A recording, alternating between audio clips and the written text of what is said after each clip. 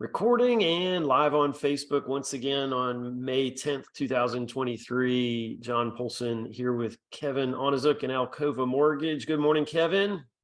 Good morning, John. Great to see you as always. Love our Wednesday chats. I love it too. We've been on a little sabbatical here for the last couple of weeks as we both had some stuff to do and some important meetings that we were attending to and so forth. So I'm just now posting, it looked like it's posting and it's waiting for Facebook at the moment, that article that you just sent me, because what are we here to do? We are here to talk about ways that you and I are here to serve our community. It's important for us as real estate professionals, myself in real estate and yourself in mortgages. We both work in the real estate realm.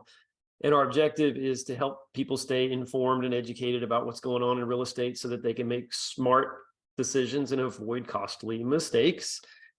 And the big discussion of the year really is around what's going to happen with mortgage rates. Mortgage rates are obviously higher today than they maybe had been in previous years, of course, more than they had been in previous years, but we're adjusting to that reality at this point. Higher interest rates are what the norm is going to be, and they kind of settle into this nice little range between, let's just say from a day-to-day standpoint, somewhere in the mid-6 range for a 30-year fixed rate mortgage on average. And it might hit a 7% peak with some information and then maybe dip down a little bit. So even between Monday and Friday, we get little variations and so forth. But you sent me this really fabulous article, which summarized it really nicely from Keeping Current Matters, which is really addressing the subject of what's going on with the Fed and mortgage rates. So with no further ado, I want you to discuss this article a little bit, kind of share your thoughts on where things are going and what the experts are saying about mortgages. Sure. Today we had the Consumer Price Index report, which is basically the inflation report. That's why this is a hot topic for today. We've actually been watching for a long time, predicting some significant improvements in May, looking at year-over-year inflation statistics and such. And the biggest experts in the field were wrong. And they've been touting May 10th for probably 6 or 8 months.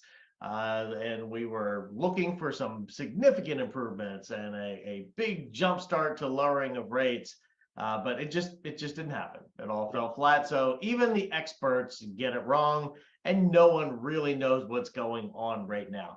But that's anything. Stocks, bonds, we are just in a period of uncertainty.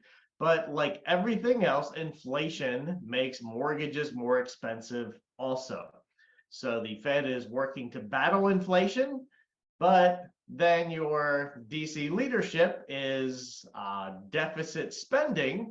So all of the work that the Fed is doing gets undone by spending more money than we have, putting more money into the economy. So it's really a challenge right now. And you mentioned the norm. Rates in the 5s and 6s, that actually is normal. That's normal and typical. We're just not used to it because the Federal Reserve dumped so much free money into the economy, including subsidizing mortgage rates, that we just saw stuff that was very abnormal for several years. So we're really kind of a normal rate, and we are hoping that we're going to see some improvement over the coming months.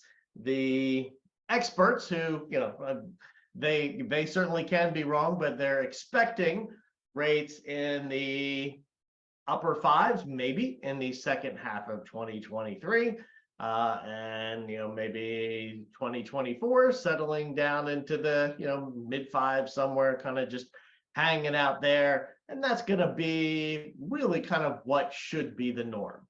So free money, rates in the 2s and 3s, that just can't be sustained. Those days are gone. Yeah, those days are gone. So don't sit on the sideline thinking they're going to come back, because while you're sitting there, housing prices are just going to keep going up because demand is still really strong. And we're seeing that in this market. with multiple offers, we're still seeing folks getting into almost like bidding wars on homes. Right, So right. the biggest mistake you can do is sit on the sidelines. Agreed. And, kind of referring to the article that you sent me this morning has, references to kind of how the impact of the decisions that the Fed is making is a wrestling match with the growth of the economy. So the economy is in growth mode, and the Fed is trying to cool it off with the interest rates. So as opposed to a economic crash, here's a discussion I was having yesterday regarding a recession. I think what will happen is, in fact, we'll get to, you don't know you're in a recession really until you're out of the recession in some cases. So there's a good likelihood that when we kind of get the data from first couple of quarters of 2023, which we're in now, and we're finally into later in 2023, if not the first part of 2024, there will be an acknowledgement of, oh yeah, we were in a recession around this time. The housing part of that is not going to be indicative of a recession from what we might have been used to 15 years ago. What we're seeing now is this kind of wrestling match that the Fed has, as you described, with the Fed overnight rates, and then this higher transition in what's happening in the economy itself. But housing, as you described, is affected more by the supply and demand. And the supply is shifted so far to the limit of supply end of the spectrum, while demand has been reduced, but nowhere near in line with what the inventory really provides for. So we're still seeing, as you mentioned, now we're seeing much more of a little bit more normal market with where interest rates are, a little bit reduced demand, but that demand is still so far above the inventory and supply that's out there that we are once again in spring of 2023, more activity in the last couple of weeks, and in the last month, there's been a lot more activity. So there are more listings, but not enough to really have an impact on the market where prices are now still climbing. Most properties today that are priced correctly are going under contract within a matter of days, if not hours, with multiple offers. I've got several buyers that are in kind of that 400 to 600, almost 700 price category right now. And we're competing with all the other shoppers that are looking at all the same houses.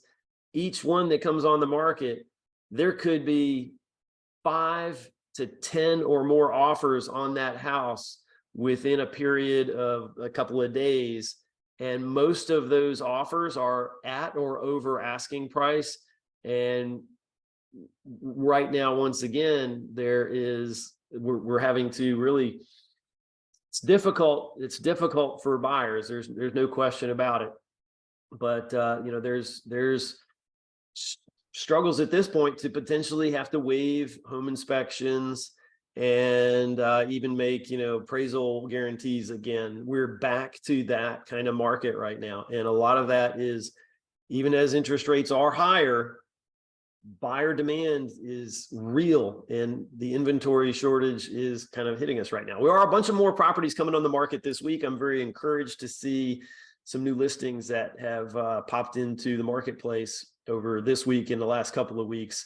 A lot of coming soons. And here in the greater Williamsburg area, we're not inundated by any stretch with that happening, but we certainly are seeing a pretty wild spring market, Kevin. So I think you and I were talking yesterday that you're seeing the same thing with buyers that are making bids over asking price. Tell me your perspective on that.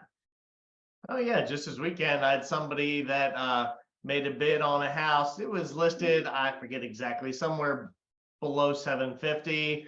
They bid 775. They were one of 12 offers. Wow. And didn't get it.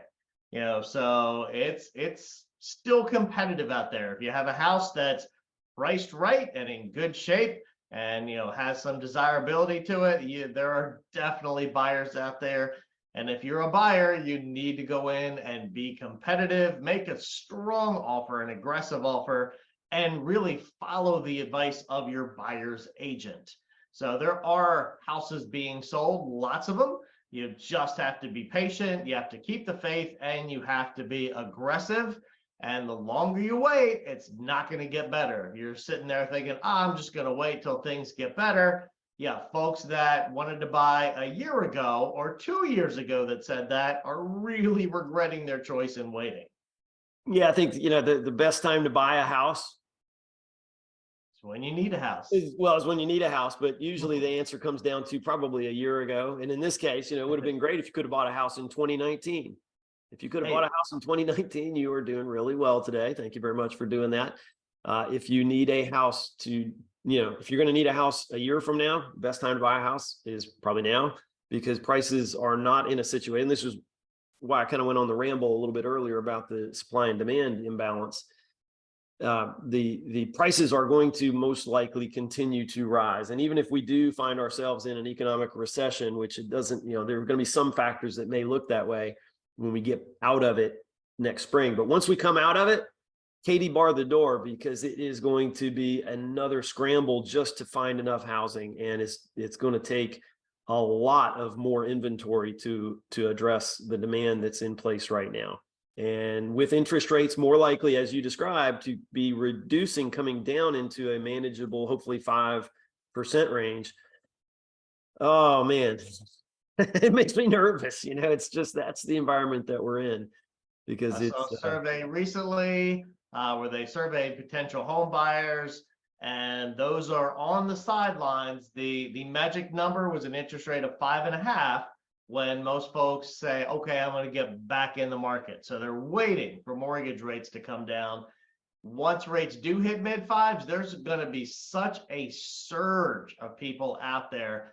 You're going to pay so much more for these houses. It's going to get so much more competitive. It's going to get so much harder. So waiting for the rates to come down is ultimately just going to cost you more. You can always buy now and refinance later. Your mortgage rate is temporary. So, getting into the house really is going to be the smart thing to do. Getting in now, you can always refi later. Yeah, the idea again of dating marry the house, date the mortgage, make the financial decision that works for you, of course. I never encourage somebody to buy something that's over their budget or to stretch their budget too much outside of their comfort zone. They should never do that. Would love to get into some more discussions with you about mistakes that buyers make. I think that would be a great one for next week, perhaps.